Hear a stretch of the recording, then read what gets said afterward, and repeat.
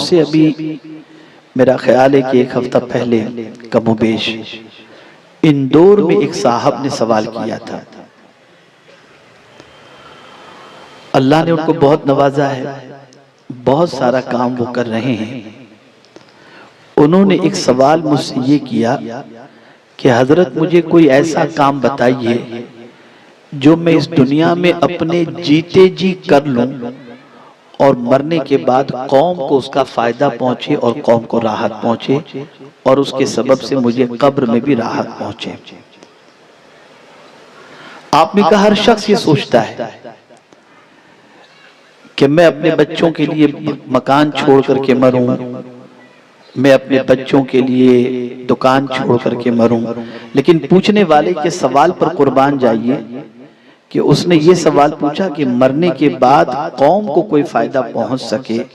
اور نسلیں اس سے استفادہ کر سکیں، ایسا کوئی کام بتائیے. تو خدا کی قسم پیغمبر رحمت صلی اللہ علیہ وسلم کا ارشاد مجھے یاد آ گیا، اور ایسا ضابطہ رسول اعظم صلی اللہ علیہ وسلم نے عطا فرمایا کہ اگر ہر مسلمان مرنے سے پہلے یہ کام کر کے مرتا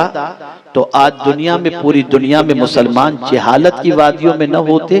بلکہ ہر مسلمان تعلیم یافتہ ہوتا، ایجوکیٹڈ ہوتا،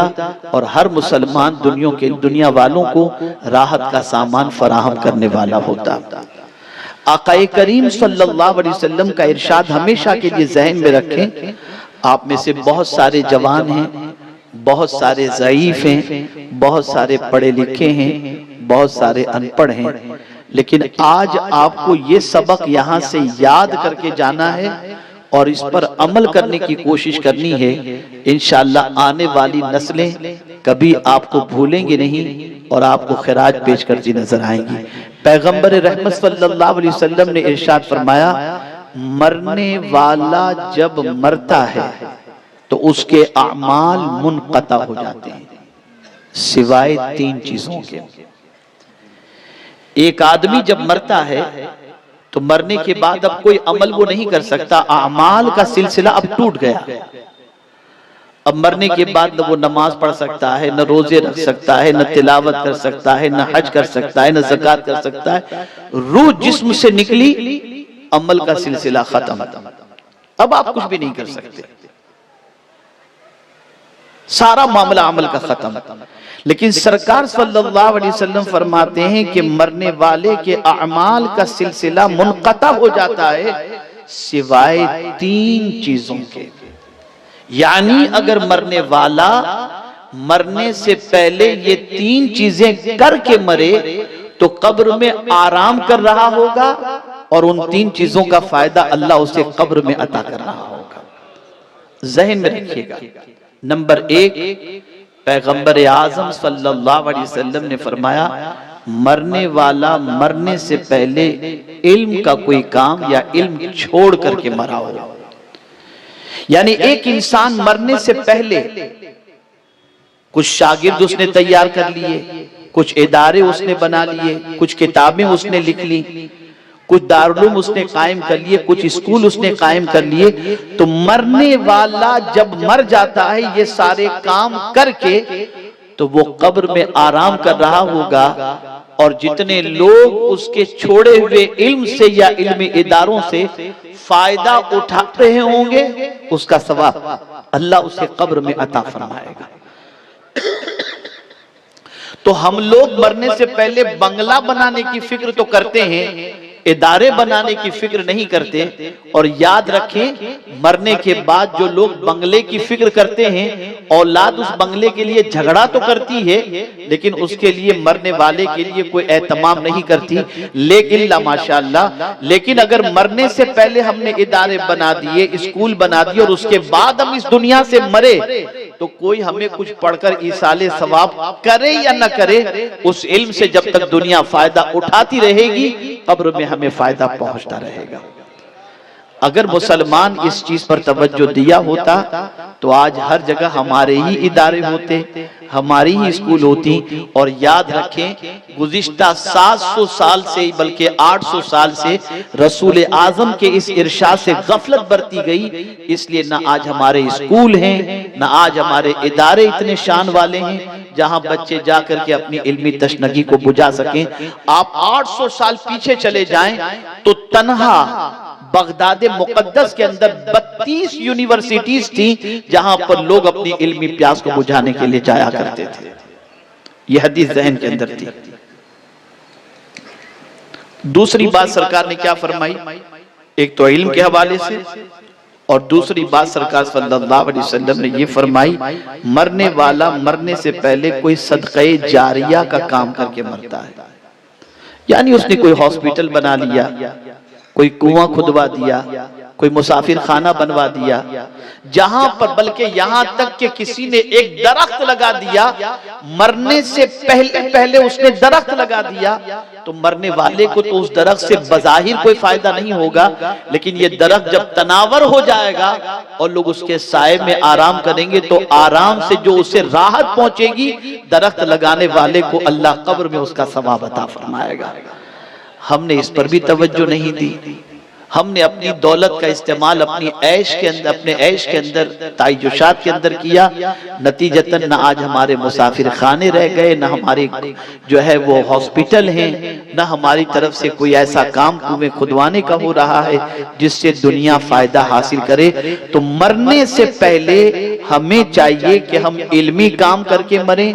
مرنے سے پہلے صدقہ جاریہ کا کوئی کام کر کے مریں، اور تیسری چیز سرکار صلی اللہ علیہ وسلم نے یہ فرمائی کہ اگر کسی نے مرنے سے پہلے نیک اولاد چھوڑی تو نیک اولاد جتنی بھی نیکی کرے گی اس کا ثواب اللہ مرنے والے کو عطا فرمائے گا۔ میں سمجھتا ہوں زمین کے اوپر کی راحت کا ہم نے بہت کچھ کر لیا اور اپنے فائدے کا ہم نے بہت کچھ کر لیا، ہمیں زمین کے اندر کی راحت کا انتظام کرنا ہے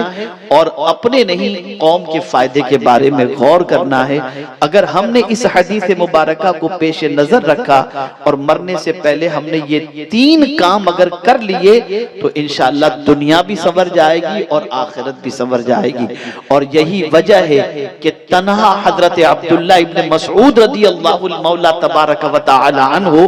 جب کوفہ کی سرزمین پر پہنچتے ہیں اور جب سیدنا فاروق اعظم کے پاس کوفہ والے آئے اور آ کر کے انہوں نے کہا کہ عبداللہ ابن مسعود کو ہمیں دے دیں، تو فاروق اعظم نے ارشاد فرمایا حالانکہ عبداللہ ابن مسعود کی ضرورت میں اپنے یہاں زیادہ محسوس کرتا ہوں، لیکن اب اپنے پر میں تمہیں فوقیت دے کر عبداللہ ابن مسعود کو تمہیں دے رہا ہوں۔ اب تنہا حضرت عبداللہ ابن مسعود جب پہنچتے ہیں کوفہ کی سرزمین پر اور اس کے بعد جب مولا علی کرم اللہ تعالی وجہ الکریم کے آنے کا دور آیا کوفہ کی سرزمین پر، تو حضرت عبداللہ ابن مسعود رضی اللہ تعالی عنہ حضرت مولا علی کے استقبال کے لیے اپنے 4000 شاگردوں کے ساتھ پہنچے، تو مولا علی نے برجستہ فرمایا عبداللہ تم نے تو پورے کوفہ کو جو ہے وہ علم سے بھر دیا۔ آپ اندازہ لگائیں، یہ پوزیشن تھی۔ آج علمی کام کی طرف ہماری توجہ نہیں، آپ ادارے بنائیں، مکاتب قائم کریں، مدارس قائم کریں، اسکول قائم کریں اور اپنی نجات کا سامان بنائیں، سوشل ایکٹیویٹیز کے طور پر آپ مسافر خانے بنائیں، آپ ہاسپٹل بنائیں، ان ساری چیزوں پر آپ توجہ دیں اور اپنی اولاد کو سب کچھ بنانے سے پہلے سچا اور پکا مسلمان بنائیں اور اسے دین سکھائیں تاکہ مرنے کے بعد کم از کم وہ نماز جنازہ پڑھ کر اور آپ کی مغفرت کی دعا کر کے آپ کے لیے نجات کا سامان وہ بن سکے۔ آقا کریم صلی اللہ علیہ وسلم اس لیے تشریف لائے کہ ہماری دنیا بھی سنور جائے اور ہماری آخرت بھی سنور جائے۔ تو میرے پیارے آقا صلی اللہ تعالی علیہ وسلم کے پیارے دیوانوں، تفصیلی خطاب تو آپ نے حضرت مولانا سید امین القادری صاحب سے سماعت فرمایا، میں یہ پیغام صرف آپ کے گوش گزار کر رہا ہوں اور امید کرتا ہوں کہ آپ میں کا کوئی بھی شخص اس پیغام کو دل و دماغ سے اوجھل ہونے نہ دے مرنے سے پہلے۔ آج آپ دیکھتے ہوں گے بڑی معذرت کے ساتھ بہت سارے ایسے لوگ ہیں جن کے باپ دادا کا انتقال ہو گیا، ماں باپ کا انتقال ہو گیا، بہت سارے ہیں جن کے ماں باپ حیات ہیں، اللہ ان کی عمر میں برکتیں عطا فرمائے، لیکن آپ سچ بتانا جن کے ماں باپ انتقال کر چکے ہیں، کتنے بچے ایسے ہیں جو اپنے ماں باپ کی ایصال ثواب کے لیے روزانہ مغفرت کی دعا کرتے ہوں، قبرستان جاتے ہیں اور باپ کی قبر پر جا کر فاتحہ پڑھتے ہیں، ماں کی قبر پر جا کر فاتحہ پڑھتے ہیں، تو آپ دیکھیں گے کہ کوئی ایسا ہے الا ماشاءاللہ بہت کم ایسے ملیں گے۔ تو آپ مجھے بتائیں کہ جب آپ کسی کی اولاد ہو کر آپ کے پاس اپنے ماں باپ کے لیے ٹائم نہیں ہے تو آپ کے لیے آپ کی اولاد کے پاس کہاں سے ٹائم ہوگا؟ اس لیے مرنے سے پہلے یہ کام کر کے مرو تاکہ قبر کی راحت کا انتظام ہو سکے اور پروردگار جل جلالہ کی بارگاہ کے اندر سرخروئی ہو سکے۔ اللہ رب العزت جل جلالہ آقا کریم صلی اللہ علیہ وسلم کی تعلیمات پر عمل کی توفیق نصیب فرمائے اور ہمیں علمی، اخلاقی اور سماجی کام کرنے کی توفیق عطا فرمائے اور پروردگار ہم سب کی اولاد کو ہماری آنکھوں کی ٹھنڈک اور نجات کا ذریعہ بنائے۔ ما علینا الا البلاغ المبین۔ اور اس پر عمل بھی کریں گے۔ اگر آپ کو پسند آیا ہے تو ہمارے چینل کو سبسکرائب کر لیں اور آل کے بٹن پر کلک کریں تاکہ ہماری آنے والی ویڈیو آپ تک سب سے پہلے پہنچے۔ تو ملتے ہیں اگلی ویڈیو میں، تب تک کے لیے السلام علیکم ورحمۃ اللہ وبرکاتہ۔